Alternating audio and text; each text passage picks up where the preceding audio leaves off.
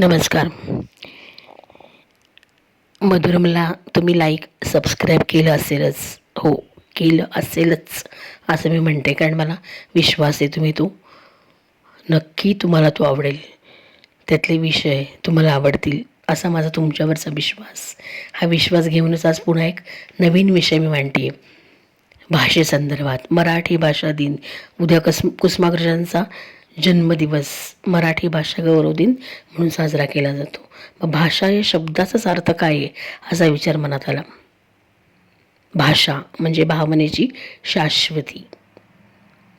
यावेळेस शाश्वतीमधला जरी पोटफोडा नसला तरी भावना पोचतातच की हो.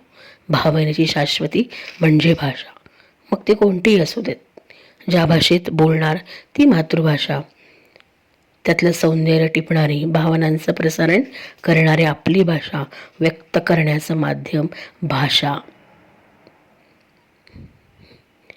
आता एखादा पदार्थ आपण घरामध्ये खातो, गोड पदार्थ घ्या, श्रीखंड, बुंदीचा लाडू, खीर, या सगळ्या पदार्थामधला मुख्य दुवा काय आहे तर साखर, की ज्याच्यामुळे तो पदार्थ कसा होतो, गोड होतो. तसंच भाषेचं सौंदर्य आहे. भाषा ही मनाची असते. तुमचे विचार त्यातील गोडवा अजूनच वृद्धिंगत करतात. मराठी माझी मातृभाषा आहे, कारण मी विचार मराठीतून करते. म्हणजे जो जसा विचार करतो तसा तो घडतो. आपण मराठी भाषेचा गौरव केला तर मराठीतून बोलणार किंवा मराठी गौरव दिन साजरा करताना या भाषेचं सौंदर्य टिपणार, त्या भाषेचा संस्कार जपणार, जोपासणार. वचनम आख्याते शीलम असं म्हणतात. म्हणजे भाषा हे त्याचं माध्यम आहे. भाषा हे त्याचं माध्यम आहे. यावरून वाणी मनात येणारे विचार तरंग निर्माण करते आणि शब्दावरून विद्वत्ता कळते, तर भाषेमुळं संस्कार कळतो असं म्हणतात. पुन्हा एकदा बोलते मी, बघा, भाषा आहे त्याचं माध्यम आहे. कशाचं? आपले विचार प्रकट करण्याचं. मग ते वाणीद्वारे आपण सादर करतो. मग शब्दावरून त्यातल्या विद्वत्ता कळते, तर भाषेमुळे ती भाषा कोणत्या प्रकारची याच्यावरूनचा संस्कार कळतो. भाषा ही मनाची आहे. भाषा भावनांची प्रसारणी आहे. शाश्वत भावनांची भाषा मराठी, असे आमुची माया बोली असं म्हणूया. भाषा ही आईचं प्रतिनिधित्व करते, कारण भाषा ही उपजतच जन्माला आल्यापासून आपण पहिला शब्द जो बोलतो तो आपल्या आईच्या सानिध्यात. म्हणजे भाषा ही जननी आहे, पण ती जननी म्हणजेच आपली आई आहे, किंवा आईसारखीच भाषा ही आपली जननी असं आपण म्हणूया. मग तिचं स्थान कोणाच्याही मनात आदराचं असणारच. आपल्या मराठी भाषेला परंपरा, वारसा लाभलेला आहेच. तिचं गुणगान करावं तेवढं थोडंच आहे. भाषा मांडण्याची साधनं म्हणजे बोलणं.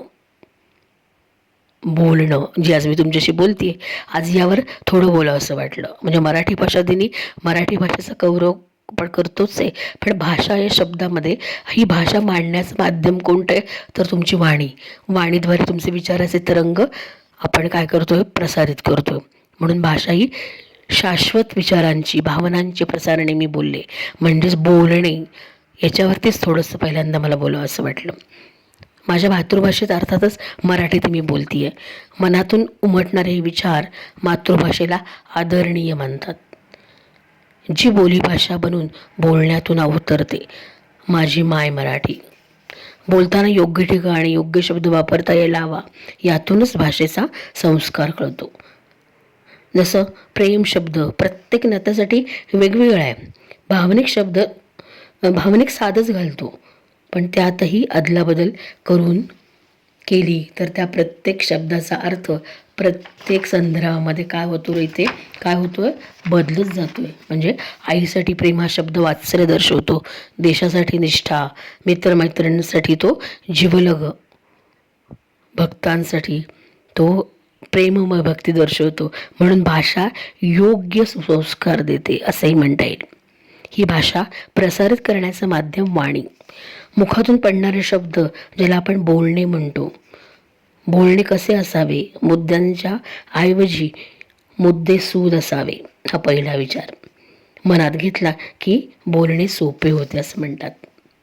बोलण्यासाठी लागतात शब्द, शब्द ही रत्नेत आपण म्हणतो, ती जशी तुम्ही वंपणार तशी भाषा तयार होते. मग चातुर्यानेही फुलते, वाणीचेही आपले आपले असे एक सौंदर्य असतेच की.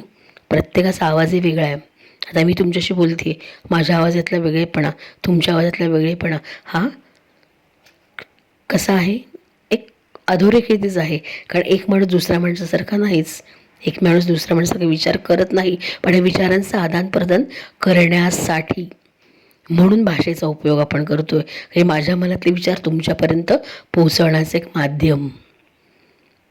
इतरांनी आपल्याशी बोलावं असं वाटत नसेल का, असेल तर शब्द अधिक चांगले वापरता येतात, पण नसेल तर त्यासाठी वेगळं सुद्धा माध्यम आहे ज्यातून तुम्ही बोलू शकता. म्हणजे बोलण्यातून तुमचा अंतरंग कळेल असा प्रयत्न हवा.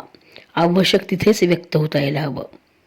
कटू विधानं किंवा सौम्य भाषा वापरणं, ज्या त्या प्रसंगानुसार परिस्थितीनुसार तुमची बोलण्याची भाषा ही नेहमी बदलत जाणारी असावी, ती तुम्हाला बदलता यायला हवी. शब्दात मांडण्याचा प्रयत्न करता यायला हवा. गोड बोला. गोड बोलणे म्हणजे केवळ स्वार्थी विचार करणारं नव्हे, तर त्यातून नम्रता, विनयशीलताही समजते. वाणीतला विवेक आपण आपलाच मिळवायला हवा. बोलताना आत्मविश्वास हवाच, शिवाय आवाजातील समतोलपणा सारे बोलण्यातूनच दिसते. सद्विचार, सद्गुण, सद्भावना याचे एक मिश्रण म्हणजे सुसंस्कार. आणि तुमची भाषा, बोलणे त्याचे प्रगटीकरण म्हणूयात. म्हणून बोलण्यातून जगाला गवसणी घालता येणं सहज शक्य असतं. शब्द हा देव आणि भाषा त्याची जननी आहे. वाणी ही त्याची सखी आहे, तर बोलण्यातील स्वर तिचा पिता आहे. म्हणजे एक प्रकारचं कुटुंबच तयार झालं. मागच्या लेखात मी बोलले कुटुंबाविषयी. कुटुंब आधार म्हणजे संस्कार बोलण्याचा, जो अमृताई पैजा जिंके. हे वचन भाषा रूढ करेल. भाषा दिनी मधुर भाष्य करू असं आपण म्हणूया. हे भाषा दिनी मधुर भाष्य करू मधुरम द्वारे. आपण असं म्हणतो इथे की भाषेविषयी बोलताना नुसती क्रियेविना वाचळता व्यर्थ आहे, तर सद्विचारांची शिथिलता, वाणीचं सौंदर्य वाढवण्यासाठी आपण या मराठी भाषा दिनी प्रयत्न करूयात. सुसंस्कारित समाज निर्माण करण्यासाठी असा विचार मनात घेत भाषा बोलण्याची कला मनात बिंबवूयात असं पण म्हणूया. कारण शब्द हे शस्त्र असतात आणि हेच सौंदर्य असतं. आता श्रीकृष्ण पुन्हा गीतेचा थोडासा उल्लेख मनामध्ये आला बोलता बोलता, की भाषा ही केवळ वाणीने सिद्ध होते असं नाही. तर जगाला गीता ऐकणार श्रीकृष्ण तुम्हाला माहिती आहे की एक मोठा वक्ता होता, आपण असं म्हणूया की वक्तृत्वाचा अपूर्व आदर्शच. कारण अर्जुनाला त्यांनी मोहग्रस्त अर्जुनाला मोहनिग्रही केलं त्याच्या वाणीने, भगवद्गीता सांगून. त्यामुळे श्रीकृष्णाला भारतीय संस्कृतीचा आद्य वक्ता म्हणलं तरी काही वावगं होणार नाही. तुम्हाला अजून एक श्रीकृष्णाचं एक बोलण्याची एक कला किंवा बोलण्याचं माध्यम कोणतं होतं, तर अर्थात त्याची बासरी. श्रीकृष्ण नेहमी एकांतात आपली बासरी एकाग्रतेने आणि प्रसन्नतेने वाजवायचा. श्रीकृष्णांना आपणास न बोलता एकाग्रतेत बासरी वाजवण्यात वेळ खर्ची करावा ही गोष्ट आपल्यासारख्यांना आवडत नाही. का? त्यालाही श्रीकृष्ण म्हणजे देव असला तरी तो एक सजीव होता, तर त्यालाही त्याच्या काही भावना होत्या की ज्या एकांतात व्यक्त करण्यासाठी तो त्या बासरीचा आधार घेत असावा. आणि याबद्दल श्रीकृष्णाची वाद घालण्याचं काही कारण नाही. कारण त्या बासरीचे गुणधर्मच श्रीकृष्ण नकळत आपल्याशी बोलताना त्याचं वाक्चातुर्य या भाषेच्या माध्यमातूनच सादर करत असावा असा उगाच विचार मनात आला माझ्या. या बासरीमध्ये जे गुण आहेत ते इतरात नाहीत असं आपण म्हणलं तर बघा ना, की बासरीचे कान कसे आहेत रे, कसे आहेत, निर्मळ आहेत. बासरीचं मन निर्मळ आहे, प्रेमळ आहे. आणि बासरीची जीभ ज्यातनं स्वर बाहेर पडतो ती मधाळ आहे, म्हणजे सगळीकडेच गोडवा आहे. म्हणजे जेव्हा बोलायची इच्छा होती स्वतःशीच, तेव्हा श्रीकृष्ण काय करतोय, ही बासरी वाजवतोय. म्हणजे आपली भाषा ह्या बासरीद्वारे मनातली द्वंद्व, मनातील काही विचार व्यक्त करत असावा. असा एक वेगळा विचार मनात आला म्हणून तो बोलून दाखवला की भाषा ही मनातले विचार प्रकट होण्याची काय आहे, एक माध्यम आहे वाणीच्या माध्यमातून.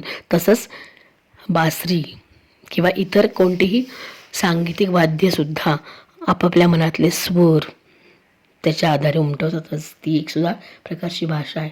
या भाषे शब्दावर खूप काही बोलता येईल, पण भाषा म्हणजे काय, तर थोडक्यात तुमच्या मनाचं प्रगटीकरण, भावनांचं शाश्वतीकरण, भावनांचं प्रसारण म्हणजेच भाषा. मग शब्द हे शस्त्र, मी मगाशी म्हटलं, हे सौंदर्य आपण विचारपूर्वक खोलवलं तर भाषेचं माधुर्य आजच्या या म्हणजे सौंदर्य आजच्या या भाषा गौरव तिने किती खुलेल आणि भाषा ही मनामनात पोचण्याचा प्रयत्न नक्कीच होईल. तर अशा भाषेचं सौंदर्य टिपण्याचा थोडक्यात प्रयत्न. धन्यवाद.